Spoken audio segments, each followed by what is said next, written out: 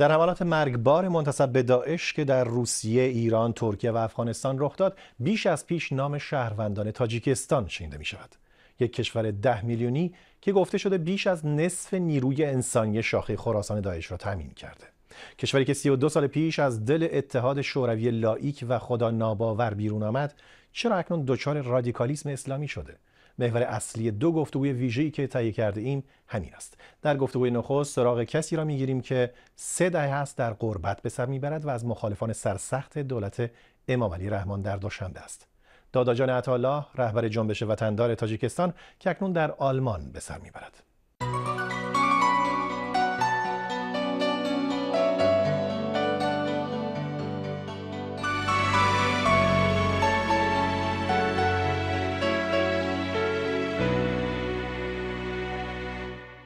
خب دادا جان عطاالله، ما می‌دونیم که در سالهای پایانی اتحاد شوروی و همینطور در آغاز استقلال تاجیکستان شما به عنوان روزنامه‌نگار بسیار سرشناس و میشه گفت که در صدر روزنامه‌نگاری تاجیکستان بودید. هفته‌نامه بسیار نیکنام چراغ روز رو راه اندازی کردید که پدیده‌ای بود در روزنامه‌نگاری تاجیکستان و امروز هم همینطور محسوب میشه به خاطر طرح ایده‌ها و در واقع دیدگاه‌های کاملاً غیر معمول برای تاجیکستان شوروی زده.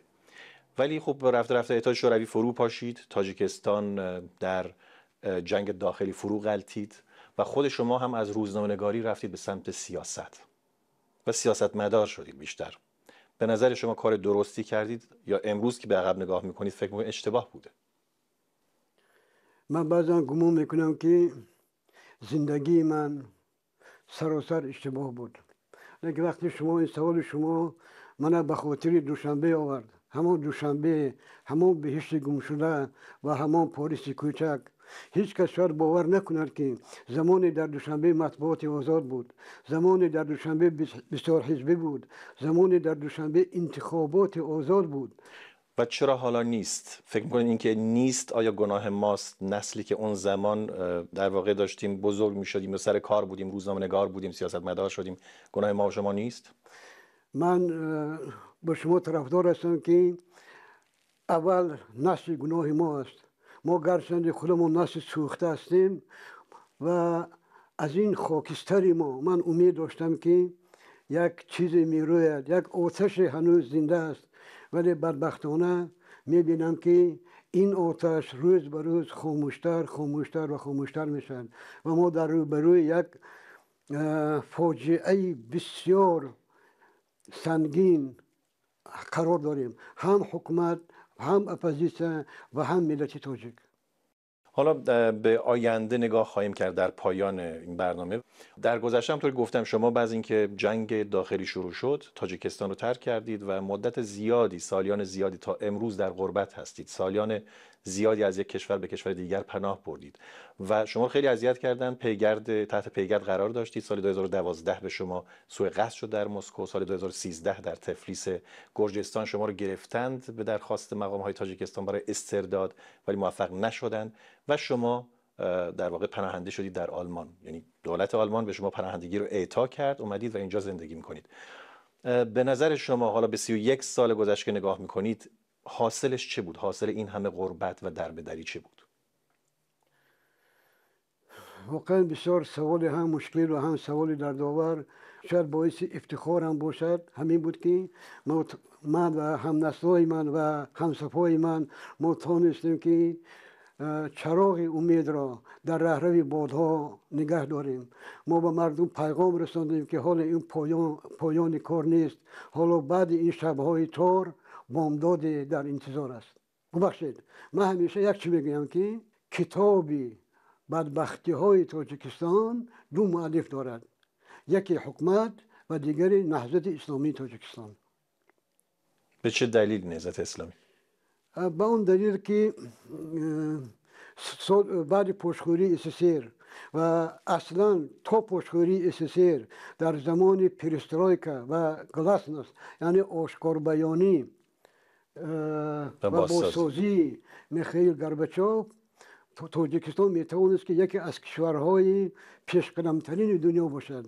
لیکن پیوستن نهضت اسلامی تاجیکستان، گروه های مذهبی و صف مبارزه پیوستن آنها به حرکت ملی آزادی خواهی پیش همین راه مثل ترمز یا که مثل یک خرسنگ پیش همین راه را گرفت و امروز هم بعد 32 سال هم ما در همون چهارراه قرار داریم که در یک طرف حکومت دیکتاتوری را میبینیم و در طرف دیگر مخالفت نهضتی را که مردم نه این را میپذیرند و نه دیگر را.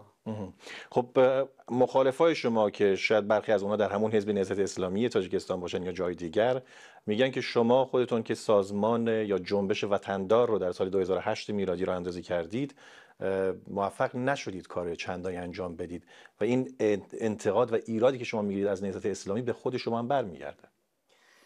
البته اون چیزی که نهضتی ها میگویند باید از روی انصاف گفت. من یک فرق وطندار از نهضت اسلامی تاجیکستان در چیست؟ وطندار یگان بار به حکومت نپیوسته است. وطندار یگان بار مقدسات مردم را به سودا نگذاشته است. همین نهضت بود که میگفت که ما با حکومت در یک کشتی هستیم. وقتی که اینا را از تاجیکستان مجبور کردن که فرار کنند، اینا دیگه آمدن از دموکراسی و آزادی حقوق انسان گم میزنن. ولی باز هم از دید مخالفان دیدگاه شما اگه صحبت بکنیم میگن که شما در سال 2019 در ژانویه 2019 بود فکر کنم که عفو کردن شما رو، دولت تاجیکستان عفو کرد و حتی به گونه احساس میشد که رابطه بین شما و مقام‌های تاجیکستان گرمتر و نرمتر شده که مثلا اظهارات شما، نوشته‌های شما علیه دولت کمتر دیده میشد و در عین زمان در رسانه‌های تاجیکستان مقالاتی چاپ میشد به طرفداری از شما و این خیلی شگفت انگیز بود. بعد از این همه سال خصومت و دشمنی یهو داداجان عطاالله تبدیل شده بود به قهرمان دولت تاجیکستان. دلیلش چه بود؟ 100% شما درست میگید و چرا یک حکومت ما رو دوست داشت؟ ولی این یک چیز عادی است. وقتی که مقاله های من، سلسله مقاله های من درباره نهضت اسلامی تاجیکستان نشر میشدن، البته برای حکومت این معقول بود و اونا در روزنامه هاشون چاپ میکردن. یعنی با استفاده از شما نهضت رو میزدن؟ ولی مقاله های من میگفتن در روزنامه هاشون چاپ میکنن. اما برای من فرق ندارد. من حقیقت خودم میگم که این حقیقت رو قبول میکنه، این کاری است. زمانی بود که من همین نهضتی هایی که امروز فروخته شده دشمن اعلام میکنن، همینا میگفتن که داداجان عطاالله مجاهدی رقم یک، ما اگر به تاجیکستان برگردیم ما یکی از خیابان ها یا جاده های دوشنبه را به نام داداجان عطاالله میمانیم. چرا؟ زیرا در زمانی که به نهضت کسی سخن نمیداد، در زمانی که نهضتی ها در افغانستان بودند، یگانه روزنامه که صدای اینها، صدای مهاجران و صدای رزمندگان اپوزیسیون از جمله نهضت اسلامی تاجیکستان بلند میشد. ولی حالا اگه برگردیم به همون سوالی که قبلا کردم در مورد بهبود روابط شما با مقام‌های دوشنبه در سال 2019 چه اتفاق افتاد که شما را عفو کردن به اصطلاح؟ آیا وعده‌ای به شما کرده بودند؟ آیا می‌خواستن شما برگردید به تاجیکستان؟ بله، این همین عفو یک بازی سیاسی بود. از این پیش سال 2000 یادتون باشه سال 2004 من عفو کرده بودم با قرار مخصوص امام علی رحمان و واقعا من به تاجیکستان برگشته بودم. یک هفته در تاجیکستان بودم، البته تنها نه، همراه یک گروه خبرنگاران آلمانی. خود همین عفو هم یک بازی سیاسی بود. یکون وقتی که یک عالم عفو میکنه باید که قرار دادگاه باشه درباره وی که با فلان جرم دادگاه داداجان عطاالله رو با فلان گناه ها عیبدار میکنند و بعدا او را عفو میکنند. یگان دادگاه که نسبت من نبود. بله، آنها میخواستن که من به تاجیکستان برگردم. یعنی با شما مذاکره کرده بودن؟ بله، من صحبت‌ها داشتم، ملاقات‌ها داشتم. پیشنهاد من چنین بود: اگر شما خواهید که من به تاجیکستان برگردم، باید یک کاری کنید که اقلا یک پنجره، یک در برای مردم باز شود، یک تغییرات شود که هم به سود شما و هم به سود خلق تاجیک باشد. لیکن قبول نمی‌کردند و فقط میگفتند که هر وقت خواهید مرحمت به دوشنبه بیایید، این میکنین اون میکنین بالای بتر. و بدبختی در همین است که منتالیته همین حکومت‌های ما همین است که گمان میکنن که هر یک انسانی که مبارزه میبرد و تشنه منصب است یا که تشنه ثروت است، تشنه دولت است، تشنه حکومت است و گویا با هم یک لطف دریچه آب میکنند. برای شما یک مقام منصبی رو پیشنهاد کرده بودن؟ مشخص نگفتن، لیکن میگفتن که هر چیز خواسته باشد. و شما نپذیرفتید و نه. برنگشتید؟ من هیچ وقت، من یگان وقت من در راه خودم خطا کردم، گناه کردم، افتادم، خستم، ولی از اون افتخار میکنم که یگان دفعه حتی برای یک لحظه از راه خودم نگشتم. در همین راهی که هزاران مشکلی دارد روان هستم. این راه مرا به کجا میبرد من نمیدانم. من بعضا فکر میکنم که دیگر در این 30 سال واقعا موهای من سفید شد. من به آشکارا میگویم همین سال احساس کردم که من پیر شدم.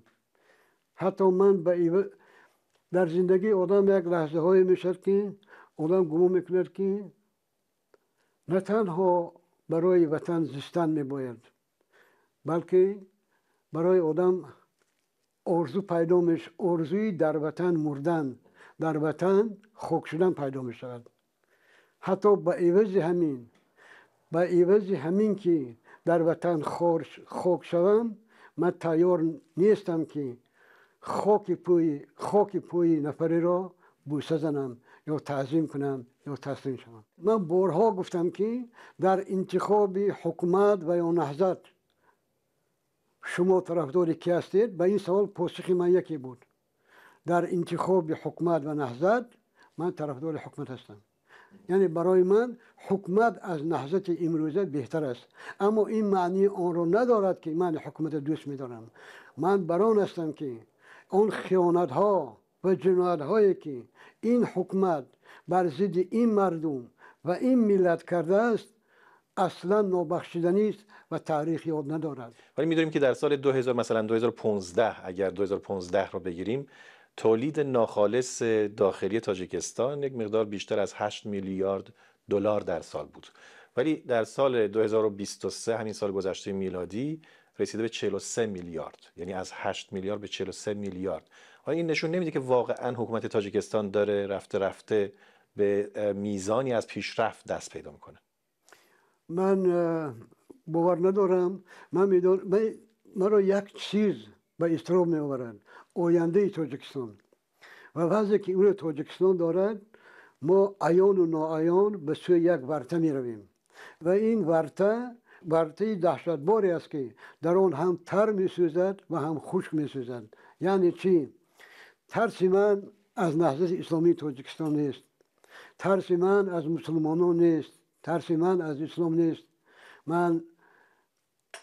ترس من از بیسوادی، از جهالت، از خرافات، از یک زندگی بدبختانه و پر احتیاج داشتن مردم ما است. امروز هر یک خانه تاجیکستان مردم احتیاجمند هستند. اصلا زندگی که در تاجیکستان هست این زندگی نام کردن خطا است، این تحقیر زندگی است. وقتی احتیاج از پنجره می درآید، از در و دروازه ها بدبختی ها می درآیند. و این هم که ما می بینیم که امروز میشنیم یک نفر تاجیک را در فلان کشور، در فلان فرودگاه، در فلان جا داشتن که عضو داعش است یا عضو انصارالله است یا عضو حرکت دیگر است یا که انتحاری است یا تروریست است. این است دهشت. بله، اتفاقا روی یکی از محورهای اصلی گفتگوی ما انگوش گذاشتید که همین تندرو شدن، رادیکال شدن جوانها و مردم تاجیکستان هست و می‌خواستم نظر شما رو بدونم که به چه دلیلی تاجیکستان نسبتاً کوچک که حدود 10 میلیون جمعیت داره تبدیل شده به تامین کننده اصلی نیروهای داعش. بیش از نصف نیروهای داعش خراسان از جمله اتباع تاجیکستان هستند. دلیلش دقیقاً چه هست؟ آیا فقر مادیه که بهش اشاره کردید، بیکاری، فقر مادی یا فقر معنوی یا استبداد یا چه عوامل دیگر داره؟ هم فقر مادی و هم فقر معنوی و هم استبداد. یک نفر جوان تاجیک وقتی که به سن 14 یا 15 می درآیند و در فکر آن است که چه راه یابد که به روسیه رود یا به گون کشور دیگر برای مردکاری و یک قوت لایمون به دست بیارد. این یک. دوم، در تاجیکستان بنا مکتب هست، ولی برای نخبگان نیکانای خودشون الیت حساب میکنن، برای اینها مکتب های الهیده، دانشگاه های الهیده، اونها یک دنیای دیگر هستند، لیکن خلق در یک دنیای دیگر زندگی میکنند.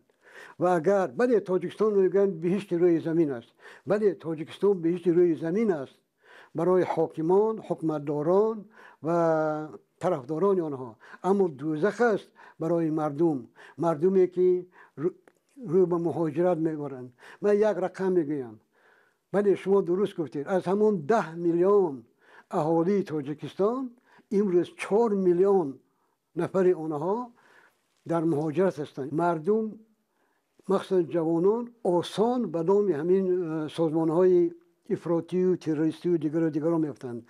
اینجا هم مادی و هم معنوی. بله یک گروه جوانان هستند که اصلا نمیدونن در دنیا چه میگذرد. با اونا یک مولای بی سواد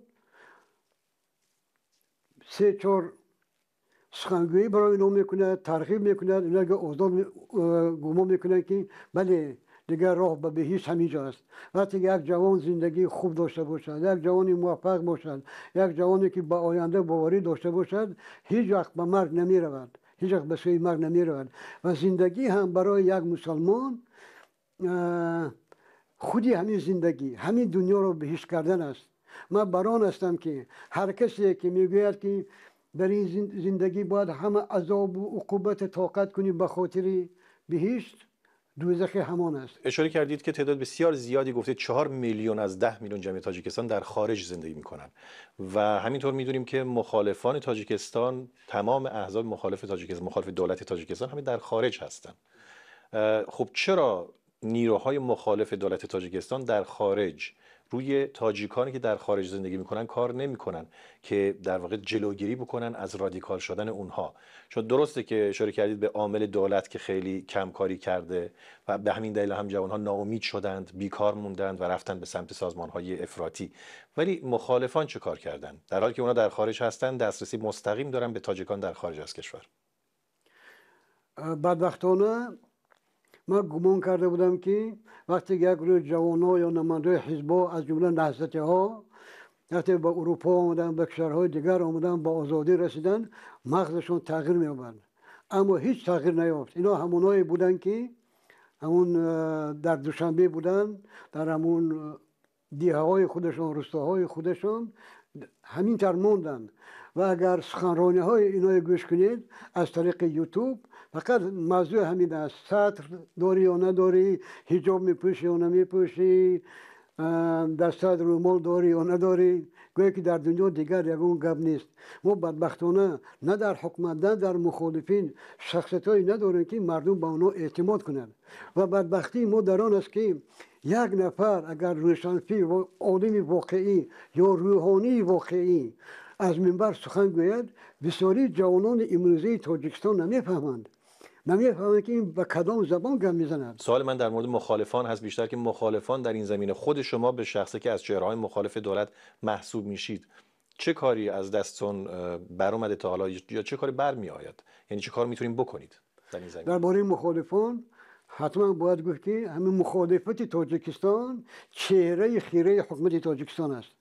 وقتی که من مخالفان تاجیک را که درباره آزادی، دموکراسی، حقوق انسان گپ میزنند، اینا فقط برایشون شعار است. من درباره همین مخالفان امروزی تاجیکستان کم شخصانی هستند که واقعا نماد آزادی، نماد یک شخص دموکراسی خواه، نماد یک انسان کامل باشند.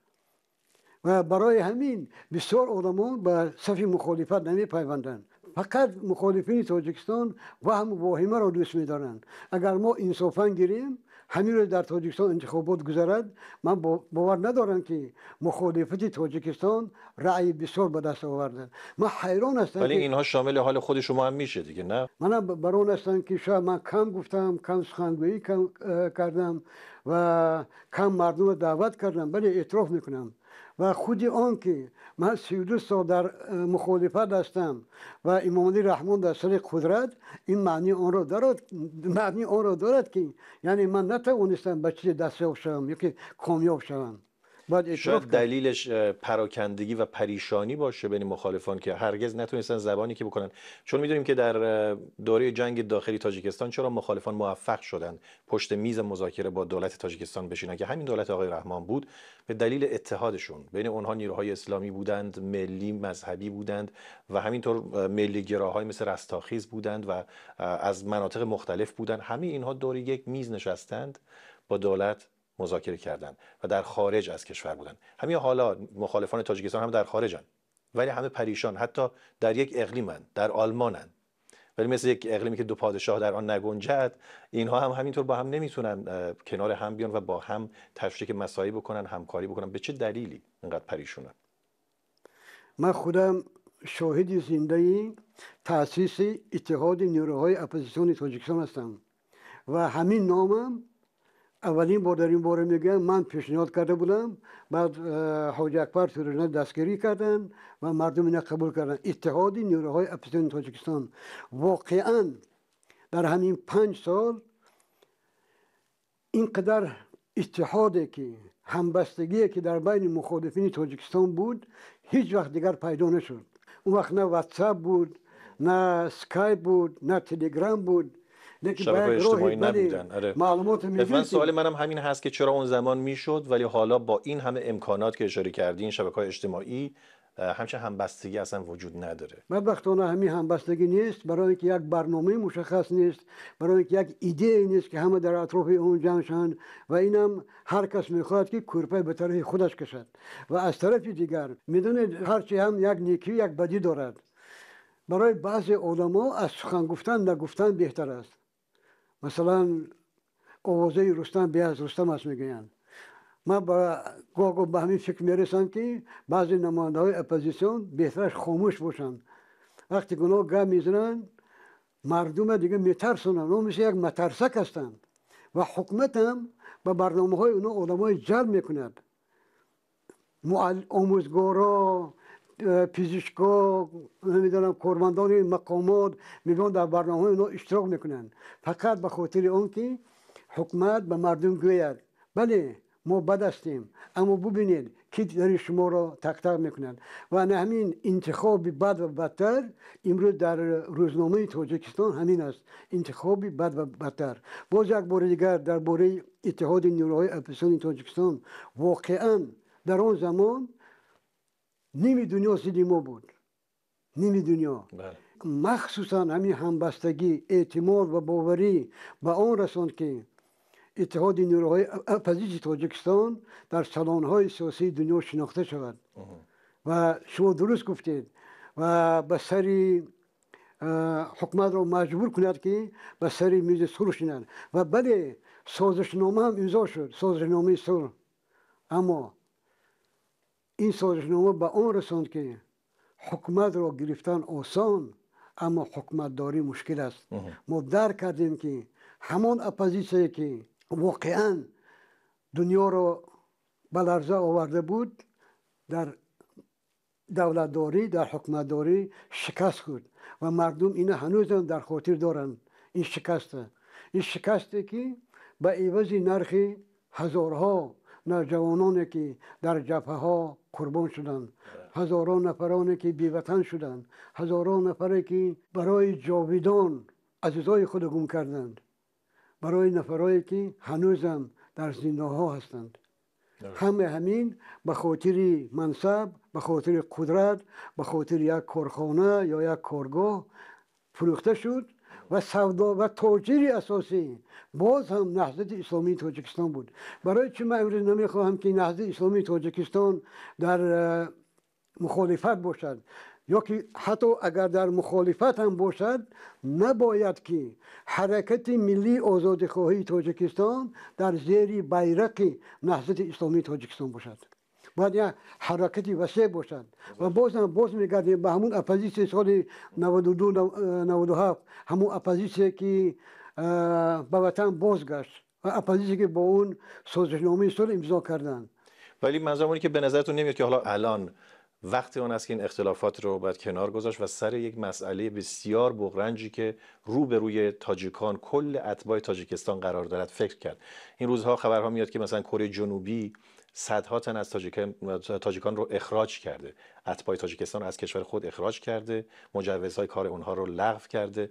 ترکیه مجوز ورود به کشورش رو لغو کرد، از این بعد با روادید باید به ترکیه سفر کرد و اینها در پی همون اتفاقاتی که در مسکو افتاد، حمله‌ای که در تالار کراکوس کراسنوگورسک روسیه اتفاق افتاد، که بعد از اون از روسیه هم می‌بینیم که همینطور به طور فعلی دارن تاجیکان رو، اتباع تاجیکستان رو اخراج میکنن و بهشون کار نمیدن.